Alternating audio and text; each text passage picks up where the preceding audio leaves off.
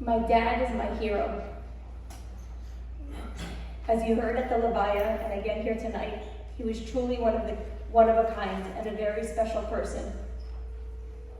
His passing has been tremendously difficult, and the loss we feel is just too big to put into words.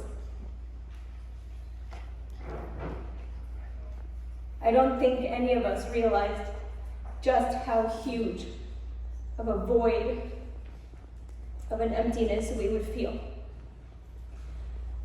While my dad was a very humble and quiet person, we realize now what a huge presence he had. The only consolation has been hearing all the amazing stories people have shared about him over the last 19 days and reflecting on the many life lessons he left us with, some of which I'd like to share tonight. Almost 11 years ago, right before Pesach, we got what I perceived to be the most devastating news in the world. My dad had gone in for a routine colonoscopy and come out with stage 4 colon cancer. I remember exactly where I was standing when I got the call. I felt like my entire world was collapsing. We all rushed over to Theo's office, and there I found my dad much more calm than we were. He was consoling us. He was so strong from day one, it was incredible. We often say that everything Hashem does is for the good. While I believe many of us struggle with this idea from time to time, my dad never did. No matter how hard it got, his emunah and belief that it was all for the good never wavered. I remember that one of the first things he did after the diagnosis was come straight home, go to his library, and open one of the books with the letters from the Rebbe. I don't remember everything from the content of the letter, but as he read it to us, he reiterated the part about how the Rebbe was writing that the most important thing was to serve Hashem with joy and love. He looked up and said, "That's what I have to do. I have to have more joy." I remember saying, "But Papi, you already do. You have more joy in serving Hashem than most people I know." And he said, "No, I need to have more." And that is what he did for the last 11 years. With every obstacle and challenge, he served Hashem with more joy and more love. We can all attest to that fact. I believe it's no coincidence that he was born and he was nifter in Zman Simchatenu. Although my dad had full emunah and faced this challenge head on, I still had questions. I saw how sick he was getting from the chemo and how difficult the surgeries were. I didn't understand how someone like my dad could be punished like this.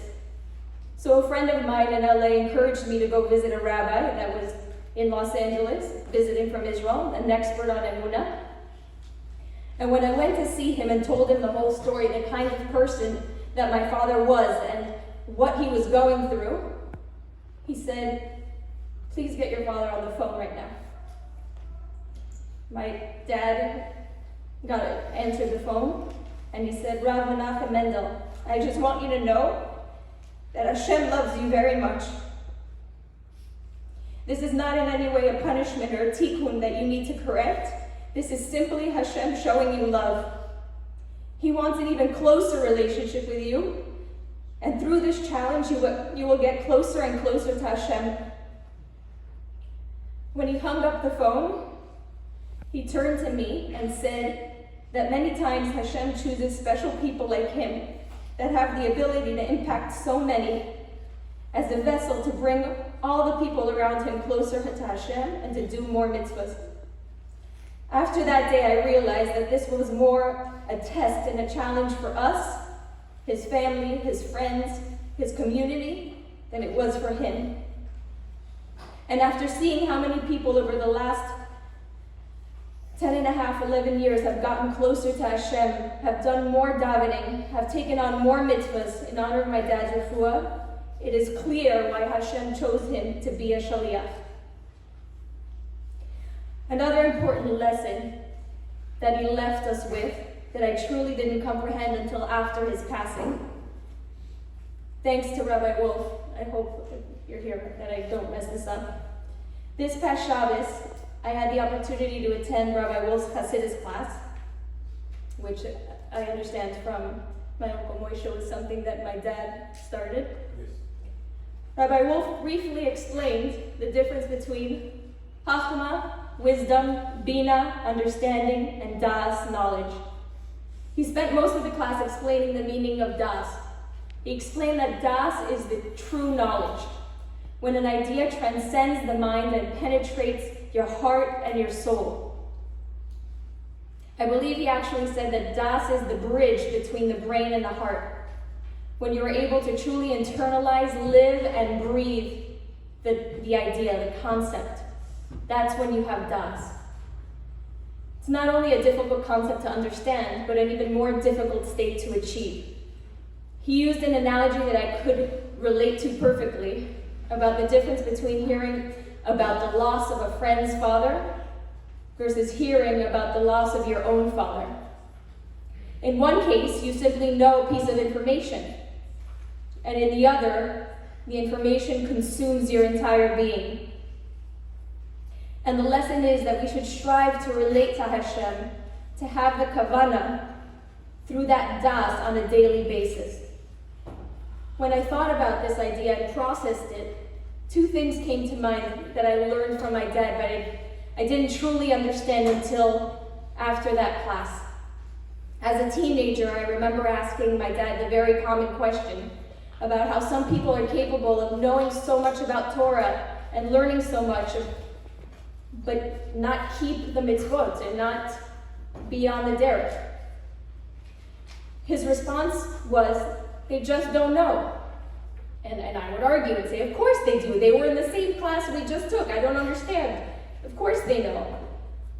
They've heard these ideas over and over again and learned it many times over. And he would just repeat, they don't know. They don't know.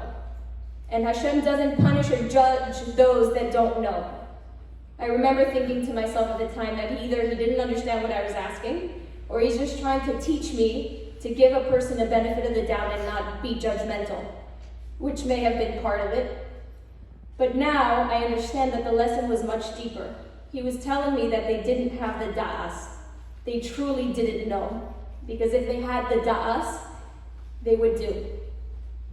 As I thought about the class more, I realized that this short little word, but powerful word, das, is exactly why my dad was able to have the kavanah he did and attain the level that he did. His entire being had that das. I only realized this week that we daven for das every day in our Amidah. It lists all three, Chachma, Bina, and Das in the prayer, but the blessing ends with asking for das, because that's something that we need to be blessed with. It's so hard to attain, yet somehow my dad did. My dad was truly an incredible person, and that although we knew this while he was alive, I feel like we're only really fully understanding just how amazing he really was. Even today, earlier today, I went with my mom to give the check to a shaliach that was sent our way, thanks to Rabbi Marlowe, the person that's helping us put together the matzeva that we will be unveiling tomorrow. And he said to my mom and I, this is unheard of. I've been doing this for a long time, and this is the second time that we've been able to get a matzeva this quickly. The first time was for a very, very wealthy man who hired somebody in New York who was able to do it in 3 days, and then hired some yeshiva bachers to U-Haul all the way up to New York, get the matzeva and drive it down. This is the first time ever I've been able to get a matzeva made down here in this amount of time. This is for sure, in schus of your father.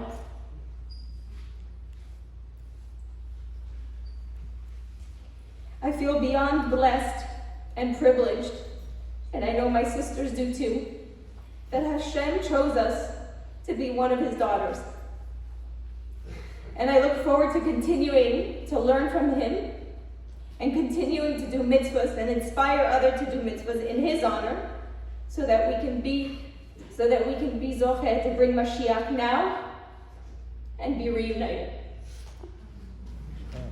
Good.